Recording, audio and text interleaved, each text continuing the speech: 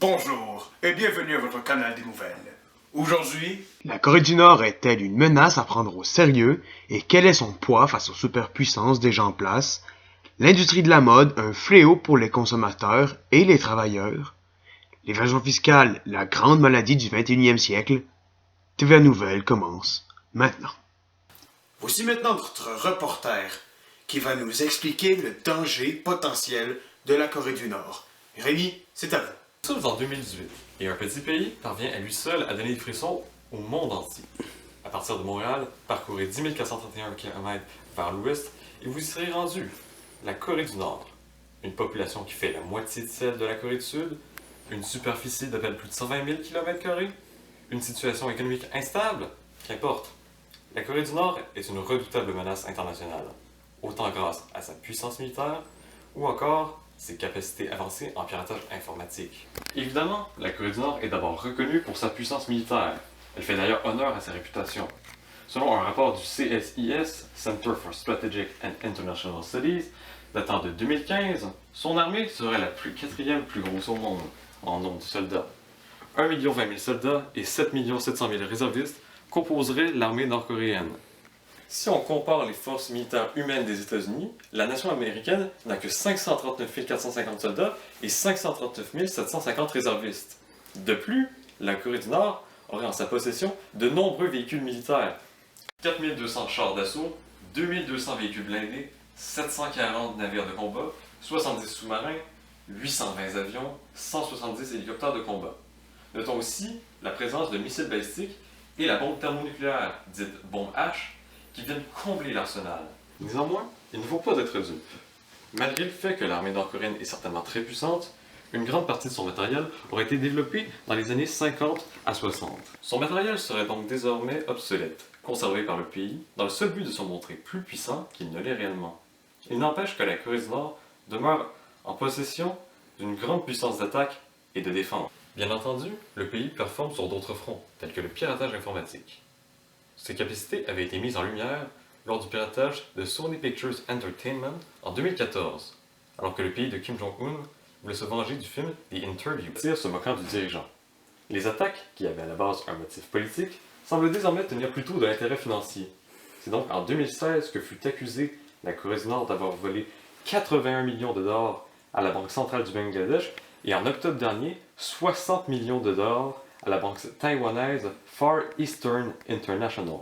L'attaque contre cette dernière aurait, selon l'organisation britannique BAE Systems, certaines caractéristiques d'un groupe de pirates nord-coréens appelé Lazarus.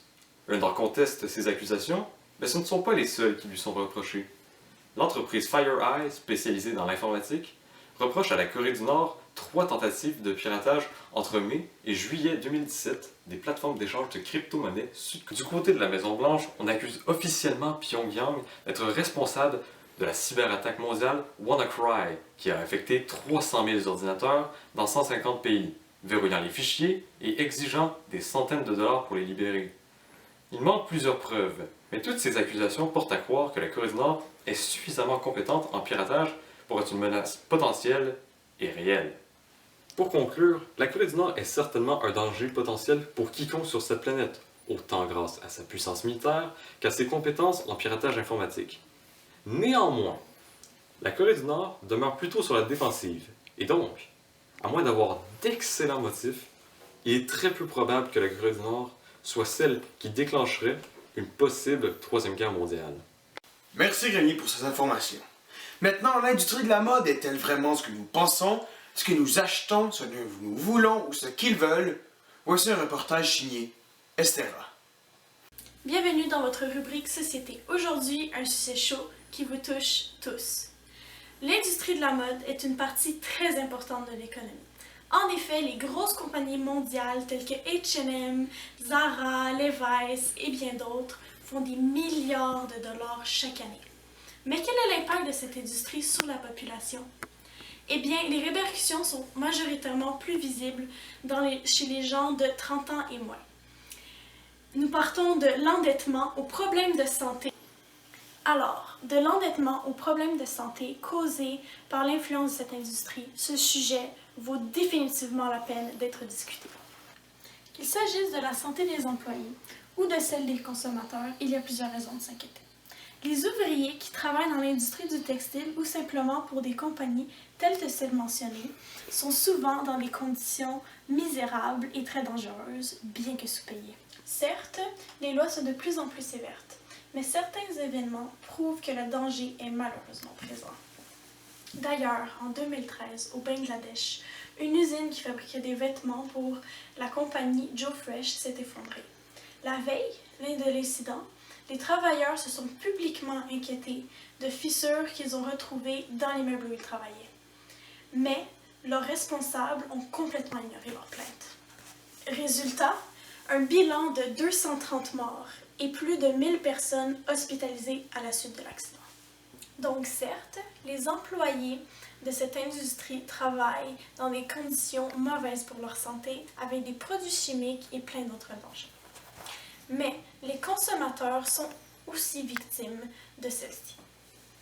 Il est évident que l'image et la publicité faites par ces entreprises est très néfaste. Eh bien, ce sujet touche beaucoup plus les femmes en bas de la trentaine. En fait, le taux d'anorexie augmente de plus en plus chaque année et les gens se font des chirurgies plastiques de plus en plus jeunes. En fait, de 1 à 2 personnes environ meurent dû à l'anorexie à chaque heure. Mais quel est le lien avec l'industrie de la mode? L'image qu'elle projette de cet individu qui serait supposément idéal, bien sûr pour vendre ses produits, mais à quel prix? Les jeunes filles de plus en plus jeunes commencent à vouloir faire des diètes pour maigrir. Jusqu'à 10 ans, montrons à ces compagnies que nous avons besoin d'une industrie qui nous donne ce dont nous avons besoin, ce dont nous demandons, à la place de nous créer des besoins inutiles qui font que nous avons toujours besoin d'être différents de notre vraie personne, de notre humanité. La nouvelle peste du 21e siècle, l'évasion fiscale. Voici un reportage signé Alexis Cyr. Allons voir ça de plus près. Aujourd'hui, dans votre rubrique sur l'économie, nous allons analyser et comprendre la peste du 21e siècle, soit l'évasion fiscale. Mais qu'est-ce que c'est l'évasion fiscale? Eh bien, selon le petit Larousse, l'évasion fiscale, c'est l'action d'éviter ou de réduire un impôt en assujettissant le patrimoine ou le bénéfice d'une entreprise ou d'un particulier dans un pays différent auquel il devrait être soumis. Analysons ça de plus près. Mais comment ça marche? Comment est-ce qu'au Canada avons-nous pu perdre 15% de notre PIB? Comment est-ce qu'aux États-Unis, cela a pu coûter 330 milliards de dollars? Comment est-ce qu'en Europe, ça aura pu leur coûter 1000 milliards d'euros? Eh bien, voyez-vous, c'est assez simple. Une entreprise n'a qu'à créer une entreprise A, où la taxation est régulière, où leur service est offert, et une entreprise B, qui va posséder tous les brevets de l'entreprise. Il faut accumuler les dépenses dans l'entreprise A et les bénéfices dans l'entreprise B. Le fisc dans le pays où la taxation est régulière sera perdu et les impôts extrêmement minimes pour l'entreprise. Au hasard, prenons Apple. Aux États-Unis, les multinationales comme Apple sont imposées à 35%. Mais lorsqu'un Américain achète un produit pomme, une majorité des bénéfices sont envoyés en Irlande. En effet, Apple Irlande a négocié avec le fisc irlandais un taux d'imposition ridicule de 2%. Et c'est ainsi que, depuis l'Irlande, les profits de Apple vont dans un paradis fiscal opaque. Car, rappelons-le, en Irlande, les transferts d'argent ne sont pas taxés si le propriétaire est à l'étranger.